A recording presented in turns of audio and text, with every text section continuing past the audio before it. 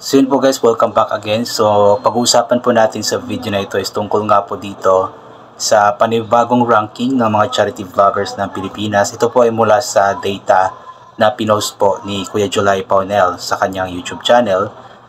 Ito po ay ranking ng most viewed charity vloggers ng Pilipinas para sa buwan ng August 2025, kung saan nakakatuwa lamang po kasi pasok pa din po ang ating mga idols na sila Pugong Biyahero at Tekram sa top 8. Kung saan nga po si Pugong Biyahero is number 2 po ngayon na nakakuha ng 18.10 million na views para sa buwan ng August. Tapos si Tekram naman po ay nasa rank 6 naman na nakakuha ng 5.49 million na views para sa buwan ng August. So nakakatuwa lamang po guys, sa mga hindi po kasi nakakaalam, itong dalawa po talaga ang pinaka-idol ko pagdating sa pag-charity or sa pagtulong. Ang pinakauna ko pong nasuportahan since naging active po ako sa YouTube ay si Tekram po talaga. That was March 2020. Then, nung napunta nga po si Pugong Biyahero dito sa Davao City, mga March din po yata yun or mga April 2022, is doon po ako mas lalong nanonood ng mga vlogs ni Pugong Biyahero. Before pa man, mga 2020, 2021, is nanonood na rin naman ako kay Pugong Biyahero. Pero mas lalo akong sumuporta sa kanya nung napunta nga po siya dito sa, sa Davao City. So in this video po is pag-uusapan po natin itong mga rankings na ito. Natutuwa lang po kasi ako pagdating sa ranking kasi nasasali po talaga yung mga pinapanood ko. Tara po, ipagpatuloy po natin itong data na ipinost ni Kuya Julay Paunel. Ayan. So ayun nga po sa post ni Kuya Julay Paunel. Ito po ay based sa Social Blade website. Number 1 or rank 1 nga po si Kalinga Prab, na nagkaroon ng 19.98 million na views para sa buwan ng August. Ang kanyang previous rank last July is rank 2. Then rank 2 naman si Pugong Biyahero nga po na nagkaroon ng 18.10 million na views para sa buwan ng August.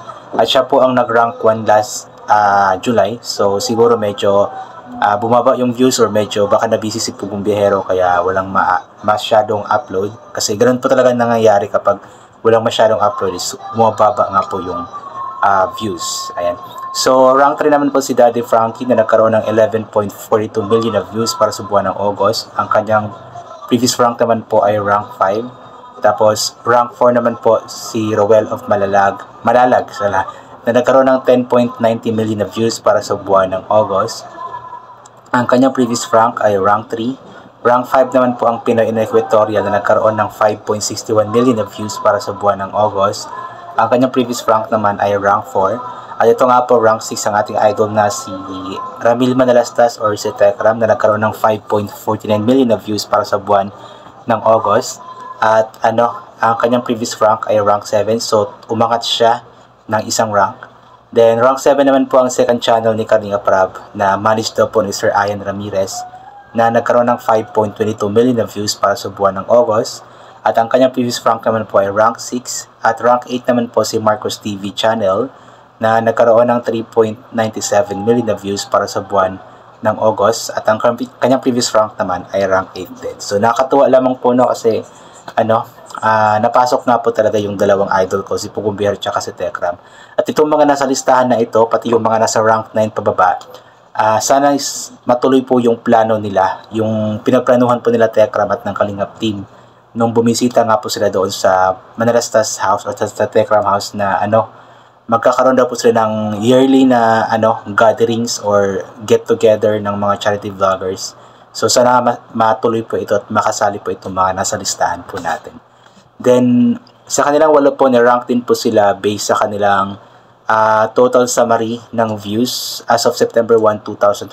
Ito po yung views simula nung nagawa ang kanilang YouTube channel until September 1, 2025. So rank 1 daw po dito si Kalinga Prab na nagkaroon na ng 1.34 billion na views para sa or as of September 1, 2025. Rank 2 naman po si Pugong Biyahero na meron ng 1.31 billion na views as of September 1, 2025. Rank 3 naman po ang ating idol na si Tekram na nagkaroon na ng 887.05 million na views as of September 1, 2025. Rank 4 naman po ang Pinoy in Equatorial na meron ng 390.40 million na views as of September 1, 2025. Rank 5 naman po si Daddy Frankie na meron ng 241.45 million na views as of September 1, 2025.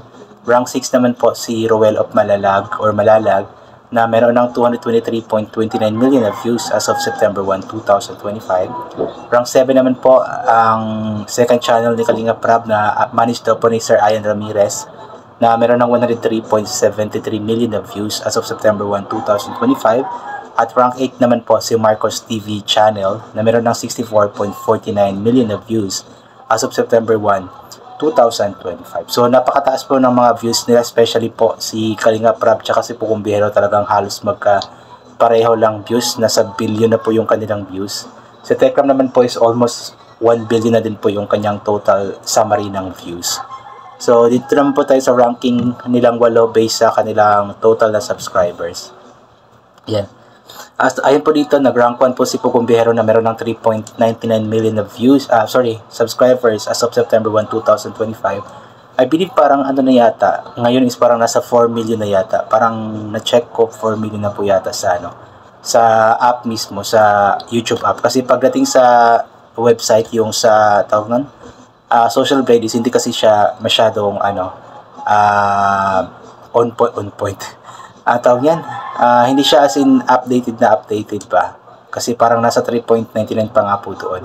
Then rank 2 naman po si Kalinga Prab na meron ng 3.54 million of total subscribers. Rank 3, si Tekram meron ng 2.69 million na total subscribers. So katulad po nito, nasa 2.7 na po sa YouTube app. Pero sa social media nasa 2.69 pa lang. Rank 4, si Daddy Frankie na meron ng 1.06 million na total subscribers. Rank 5 naman po ang second channel ni Kalinga Prab na meron ng 641k na total subscribers. Rank 6 naman po ang Pinoy Equatorial na meron ng 633k na total subscribers. Rank 7 si Roel of Malalag na meron ng 514k na total subscribers. At rank 8 naman po si Marcos TV channel na meron ng 425k na total subscribers. So yun po yung ranking guys, based po sa kanilang views sa monthly views for the month of August, then total video views, then total summary naman po ng kanilang subscribers. So sana suportahan po natin itong mga charity vloggers guys, kasi sila po yung katuwang ng ating gobyerno para sa pagtulong sa mga kababayan po natin na sa laylayan, yung mga kababayan po natin na kailangan talaga ng tulong. Itong mga vloggers na ito is talagang pumupunta sila sa bundok at sa iba't ibang bahagi ng Pilipinas na may nangangailangan ng tulong para lamang talaga makapagpaabot ng biyaya sa kanila. So yun po, I think hanggang dito na lamang po itong gagawin ko na video regarding nga po sa ranking na ito. Kung gusto nyo po mapanood yung buong summary or buong data po nito, ispuntahan nyo po sa YouTube channel ni Kuya July Paunel. Ayan, so thank you so much po once again. God bless po sa ating lahat at bye for now po.